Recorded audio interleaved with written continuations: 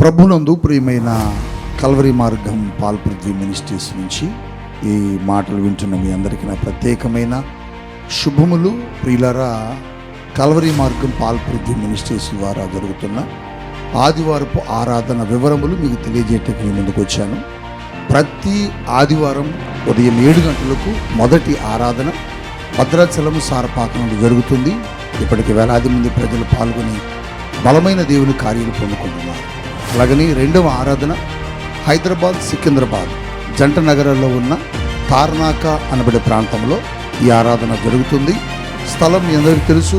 Tarnaka metro station దగ్గర సన్మన్ hotel ప్రక్కన president convention AC function హాల్లో ఇప్పటికి ఈ ఆరాధనకు వేలాది మంది ప్రజలు పాల్గొని దైవ కార్యాలు పొందుకుంటున్నారు, అద్భుతాలు పొందుకుంటున్నారు, స్వస్థతలు పొందుకుంటున్నారు, దేవుని ఆత్మచేత దాకపడుతున్నారు. మీరు కూడా దైవ కార్యాలు పొందుకోవాలని, చీకటి దురాత్మ నుంచి విడుదల పొందుకోవాలని, దేవుని ఆశీర్వాదముతో నింపబడాలని ఆశ కలిగి ఉంటే ఖచ్చితంగా ఈ ఆరాధనలో పాల్గొనండి. మొదటి ఆరాధన ఉదయం 7 గంటలకు భద్రాచలం సారపాక, రెండవ ఆరాధన హైదరాబాద్ సికింద్రాబాద్ తార్నాక. రండి, మీ కుటుంబాలను దేవుడు ఆశీర్వదించబోతున్నాడు. హైదరాబాద్లో సాయంత్రం 6 గంటలకు జరుగుతుంది ఆరాధన. కుటుంబాలతో రండి. గుంటూరు పట్టణ పరిసర ప్రాంత ప్రజలకు గొప్ప శుభవార్త. కల్వరి మార్గం పాల్ పృథ్వీ మినిస్ట్రీస్ నిర్వహణలో ప్రతి నెల 3వ మంగళవారం పరిశుద్ధాత్మ తైలాభిషేక స్వస్థత ఆరాధన జరుగుతుంది. మరి ఈ నెల జూలై 21వ తేదీ ఉదయం 9 గంటలకు. స్థలం వెంకటేశ్వర విజ్ఞాన్ మందిర్, గుంటూరు మార్కెట్ దగ్గర. వ్యాధి బాధలతో ఉన్నారా? అప్పు సమస్యలతో ఉన్నారా? ఉద్యోగం లేక, గర్భఫలం లేక, శాంతి సమాధానం లేక, చీకటి చేతబడి శక్తులతో పీడించబడుచున్నారా? అయితే తప్పక పాల్గొనండి. దేవుని సేవకులు ప్రవక్త పాల్ పృథ్వీ గారు, సిస్టర్ సుజాతా పృథ్వీ గారు వాక్యమందించి ప్రార్థించెదరు. గత 3 సంవత్సరాలుగా పరిశుద్ధాత్మ దేవుడు గుంటూరులో కదులుతూ అలనాటి అపోస్తులుల కాలపు ఉజ్జీవాన్ని రగిలిస్తున్నారు. మరి మీరెందుకు ఆలస్యం చేస్తున్నారు? ఈ అంత్యకాలపు ఉజ్జీవంలో మీరు పాల్గొనండి, అద్భుతాలు పొందుకొనండి.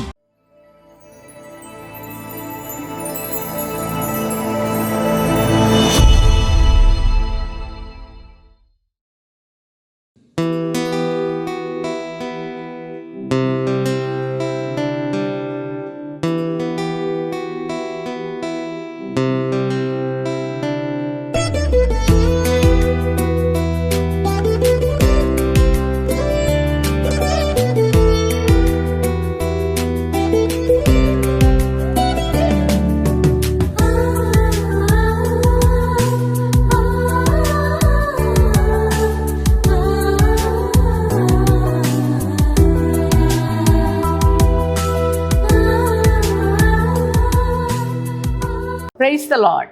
యేసుతో ప్రతిదినమనే ఆధ్యాత్మిక కార్యక్రమానికి మిమ్మల్ని అందరినీ ప్రేమతో ఆహ్వానిస్తూ మీ అందరికీ నా హృదయపూర్వక వందనాలు తెలియజేస్తూ, ప్రియ పిల్లలారా, బాగున్నారు కదా? ఉదయం లేవగానే యేసయ్యకి థ్యాంక్స్ చెప్పారా? అలాగే మీరందరూ కూడా క్రమం తప్పకుండా ప్రార్థించి దేవుని వాక్యాన్ని ధ్యానిస్తున్నారని నేను నమ్ముతున్నాను. అంత మాత్రమే కాదు, ప్రతిదినం దేవుని యొక్క మాటల ద్వారా మనం ఎంతగానో ఆధ్యాత్మికంగా బలపరచబడుతున్నాం కదా. ఈరోజు కూడా దేవుడు తన యొక్క వాగ్దానం ఇచ్చి మరి మనతో మాట్లాడబోతున్నారు.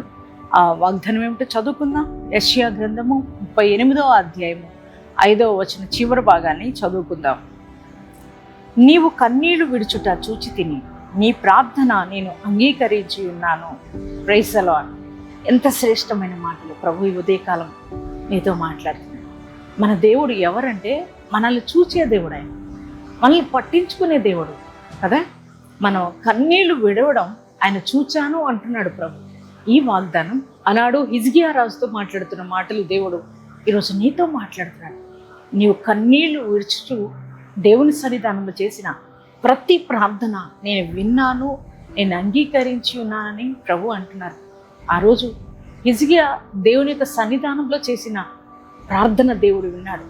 హిజ్కియాతో దేవుడు అన్నాడు, హిజ్కియా, నీ యొక్క ఆయుష్ ముగించబడింది, ఇక నీళ్లు నువ్వు చక్క పెట్టుకో అని అన్నప్పుడు హిజ్కియా రాజు గోడవైపు తన ముఖాన్ని తిప్పుకొని కన్నీటితో దేవుని సన్నిధానంలో ప్రార్థన చేశాడు. అయ్యా, నీ ఎదుట నేను యథార్థంగా నడుచుకున్నాను కదా, నా గురించి నీకు అంతా తెలుసు కదా, మరి ప్రభువా నాకు కృపను చూపు అని దేవుణ్ణి అడిగినప్పుడు దేవుడు హిజ్కియాతో మాట్లాడుతున్నాడు. మరలా ఏమంటున్నాడంటే, హిజ్కియా, నీ కన్నీళ్లు విడుచుట నేను చూశాను, నీ ప్రార్థన నేను అంగీకరించి ఉన్నానని దేవుడు మాట్లాడుతున్నాడు. ప్రియ సహోదరి సహోదరుడా, మరి మన ప్రతికూలమైన పరిస్థితుల్లో, మనకున్న ఆర్థిక పోరాటాల్లో కావచ్చు, అనారోగ్య పరిస్థితుల్లో కావచ్చు, అలాగే కుటుంబ సమస్యల నిమిత్తమే కావచ్చు, అంటే కన్నీళ్ళు మనుషులకు ఆయా పరిస్థితులను బట్టి వస్తూ ఉంటాయి కదా. ప్రతికూలమైన పరిస్థితులు ఎదురవుతున్నప్పుడు, తట్టుకోలేని పరిస్థితులు, సమస్యలు ఎదురవుతున్నప్పుడు మనం ఏడుస్తూ ఉంటాం.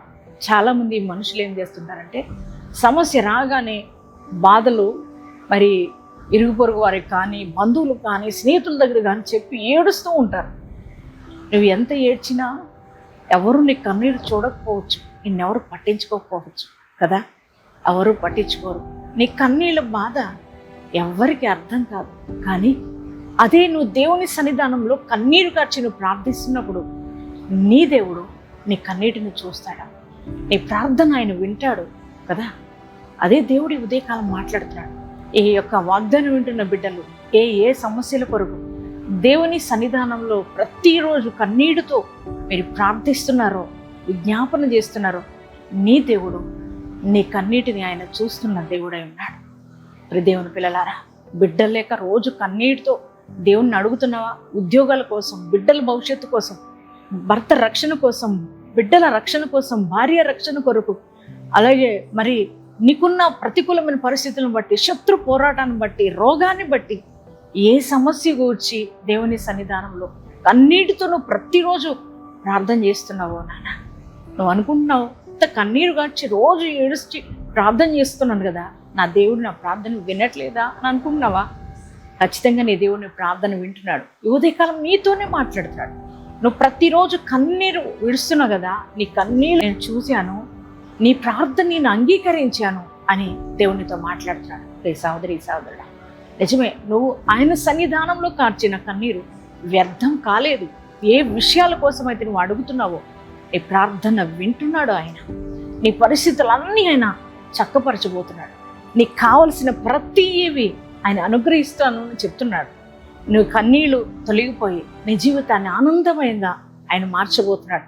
నువ్వు కన్నీటితో ప్రతిరోజు చేసే ప్రార్థన దేవుడు విని నీకు జవాబు ఇస్తున్నానని దేవుడు నీకు వాగ్దానం ఇస్తున్నాడు. ఈ వాగ్దానాన్ని బట్టి ధైర్యం తెచ్చుకో. నీతో మాట్లాడుతున్నది మనిషి కాదు, నీతో మాట్లాడుతున్నది సర్వశక్తిమంతుడైన దేవుడు కనుక ఈ పరిస్థితులు అన్నీ చక్కపరచబడుతున్నాయి బట్టి మరి దేవునికి థ్యాంక్స్ చెప్పు. యేసయ్యా, ఇప్పటి వరకు నా కన్నీరు వ్యర్థమైపోయిందేమో అనుకున్నా, నన్ను చూడట్లేదేమో అనుకున్నా, కానీ నా కన్నీరు నువ్వు చూసినందుకు వందనాలు యేసయ్యా, నా ప్రార్థన అంగీకరించినందుకు వందనాలు, నువ్వు జవాబులు ఇస్తున్నందుకు స్తోత్రాలని. Thank you Jesus, thank you డాడీని. యేసయ్యకి థ్యాంక్స్ చెప్పండి. ఎంతమంది ఈ వాగ్దానం రిసీవ్ చేసుకున్నారు, మీ అందరి జీవితాల్లో ఈ వాగ్దానం నెరవేర్చబడను గాక. కళ్ళు మూసుకుందాం. నాతో పాటు ప్రార్థించేటప్పుడు అందరూ ఏకీభవించండి. ఖచ్చితంగా మీ సమస్యలన్నీ దేవుడు పరిష్కరించబోతున్నాడు. కలిసి ప్రార్థన చేద్దాం. థ్యాంక్ యూ ఫాదర్, పరిశుద్ధ మహోన్నతులకు దేవా, మీకే వందనములు, స్తుతులు, స్తోత్రములు డాడీ. ఈ ఉదయకాలపు వేళ మీరు ఇచ్చిన శ్రేష్టమైన వాగ్దానం కొరకే వందనాలు అయ్యా. మా కన్నీరును చూచితివని, మా ప్రార్థన అంగీకరించున్నాని వాగ్దానం ఇచ్చిన దేవుడు, నమ్మదగిన దేవుడు అయ్యా. అయ్యా, మేమైతే నేను నమ్ముతున్నాం ప్రభా. అవునయ్యా, మా కన్నీటి ప్రార్థనను ఆలకించే దేవుడు, కన్నీటి ప్రార్థనలకు జవాబిచ్చే దేవుడుగా ఉన్నావు. నీకు వందనాలయ్యా. ఈజీగా కన్నీటితో ప్రార్థించిన ప్రార్థన నువ్వు విన్నావు, జవాబులు ఇచ్చావు, తన ఆయుష్ను పొడిగించిన దేవుడు కదా. ఈ ఉదయకాలం ప్రభా అయ్యా, బిడ్డలందరికీ అయ్యా వారు చేస్తున్న ప్రతి కన్నీటి ప్రార్థన నువ్వు విన్నానని జవాబిచ్చావు. వందనాలు, స్తోత్రాలయ్యా. అయ్యా, ఇదిగో తండ్రి, వారు ఏ విషయాల కోసం కన్నీటితో ప్రతిదినం ప్రార్థిస్తున్నారు నాయన, అవసరతలన్నీ మీరు తీర్చమని ప్రార్థిస్తున్నాం ప్రభా. బిడ్డలు లేని వారు అయ్యా మీరే దర్శించండి, వారి గర్భాలను తాకండి, చక్కని బిడ్డలు అనుగ్రహించబడును గాక.